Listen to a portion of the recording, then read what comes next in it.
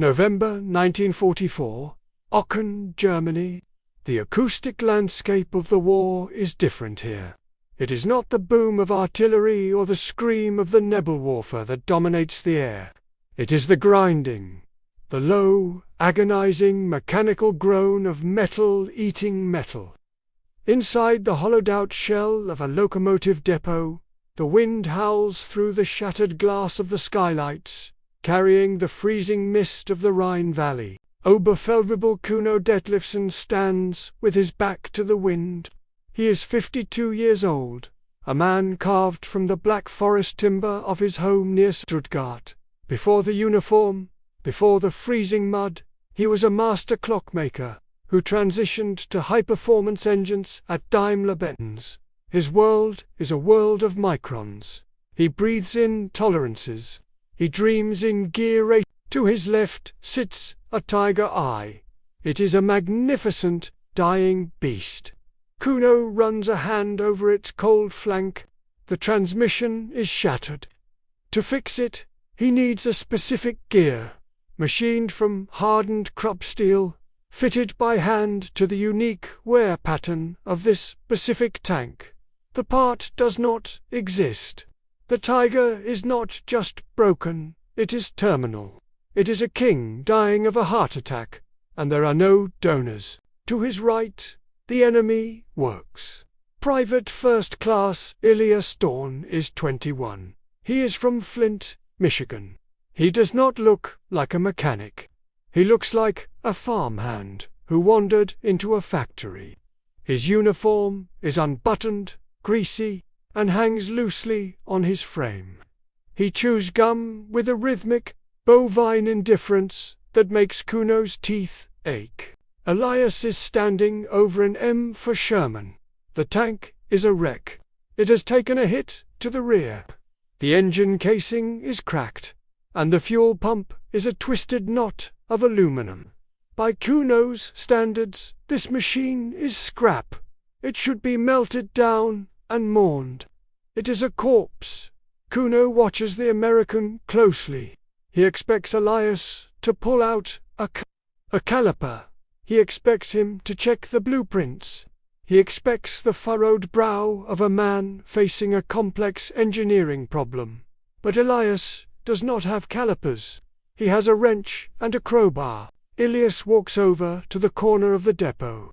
There is a pile of debris there. Scavenged parts from 3 different knocked-out Schürmanns. One is painted olive drab, one is covered in black soot, and one still has the white winter whitewash from the Battle of the Bulge. It is a graveyard of parts. The American bends down and rips a fuel pump from the soot-blackened wreck. He treats the metal with zero respect. He yanks it free, snapping a rusted bolt in the process. Kuno winces. You do not treat steel like that. You coax it. You negotiate with it. Elias carries the dirty, scavenged pump back to the living Sherman. He does not clean it. He does not file the mating surfaces. He wipes the flange on his sleeve, leaving a smear of black grease on the wool, and drops the part into the engine bay. Kuno takes a step forward. He cannot help himself. The offense is physical. It is like watching a surgeon stitch a wound with a shoelace. The pump is from a 1942 model. The tank is a 1944 model. The mounting brackets cannot possibly align. The tolerances will be off by millimeters. It will not seal. Kuno mutters in German, his voice cracking from the dry cold. The pressure will blow the gasket. He waits for the failure. He wants the failure. He needs the laws of physics to punish this insolence. Elias does not hear him, or he does not care. He picks up a heavy hammer. This is the tool of a blacksmith, not a mechanic. He positions the pump. It sticks. It does not want to go in. Kuno nods grimly. The machine is rejecting the transplant. He hits it again. Clang. He is forcing the square peg into the round hole. He is raping the geometry. Kuno feels bile rise in his throat. This is not repair. This is vandalism. Hey! Elias yells to a soldier in the driver's seat. Crank it! Kuno closes his eyes. He prepares for the scream of shearing metal. He prepares for the explosion of fuel leaking onto a hot manifold. He knows the sound of an engine destroying itself.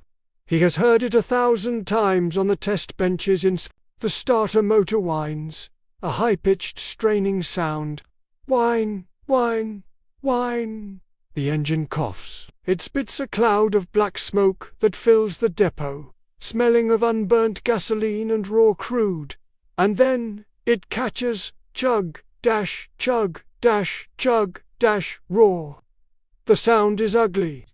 It is not the sewing machine precision of a Maybach engine. It rattles. It shakes the floor. It sounds like a bucket of bolts falling down a staircase. But it is running. It is alive. Kuno opens his eyes. The Sherman is vibrating. The scavenged pump, forced into place with a hammer, is holding pressure. The black soot of the dead tank is now vibrating against the green paint of the living one. It is a Frankenstein monster, stitched together from the limbs of the dead, and it is breathing. Elias wipes his hands on a rag and spits his gum onto the floor. He looks at the engine, then at Kuno. He does not smile. He does not boast. He just shrugs. Good enough for government work, he says. Kuno stares at the vibrating monster.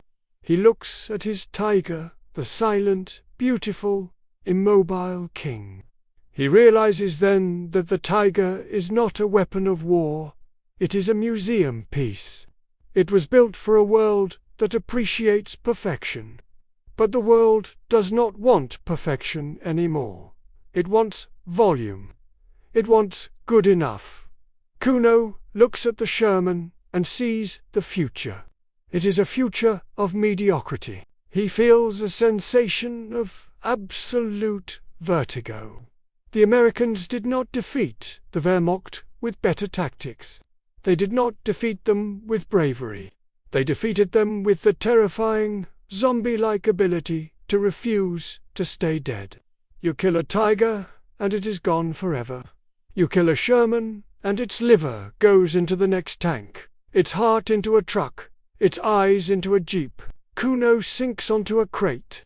He feels the grease on his own hands. It feels different now.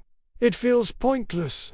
All those years measuring microns, all those years treating the steel like a lover, it was all a waste. The barbarians are at the gate, and they have brought sledgehammers. He looks at Ilias, who is already walking away to eat a cold ration from a tin can. Ilias is not a mechanic. He is an assembler, a bricklayer. And Kuno is the last of the alchemists, clutching a formula that no longer turns lead into gold. Kuno weeps not because he is a prisoner, but because he is obsolete. He is crying for the death of the R. He is crying because he knows that from this moment on, the world belongs to the interchangeables. 6 years later, October 1950, Detroit, Michigan. The sky is a haze of industrial gray, the air thick with the smell of sulfur and rubber. The noise is deafening, a constant, rhythmic thrum that shakes the concrete floor of the Ford River Rouge complex. Kuno stands on the assembly line. He wears blue coveralls with a patch that says Kenneth. He is 58, but he looks older. On it sits a transmission housing. They are endless. Kuno reaches out. He picks up a bolt from a bin containing 10,000 identical bolts. He places it into the hole. He raises a pneumatic impact wrench. Zip! The bolt is tight. He does not check it. He does not feel it. He remembers the tiger in the mud. He remembers the moment he realized that the soul of a machine was a lie. There are no souls here. A young man next to him, an American boy chewing gum, taps him on the shoulder. "Hey Ken, you're slowing down. Keep the line moving." Kuno nods. He does not look up. He looks at his hands. They have forgotten the art of making things fit. He drives the Bolt home. The transmission moves down the line to be installed in a sedan that will look exactly like a million other sedans. It will run for 5 years, break down, and be replaced. No one will fix it. No one will love it. Kuno Detlefsen died in Aachen, a component in the great American machine. He functions, he fits. We feared the monster that would kill us. Instead, we built a machine that would consume us. The war ended the Reich, but the peace ended the individual.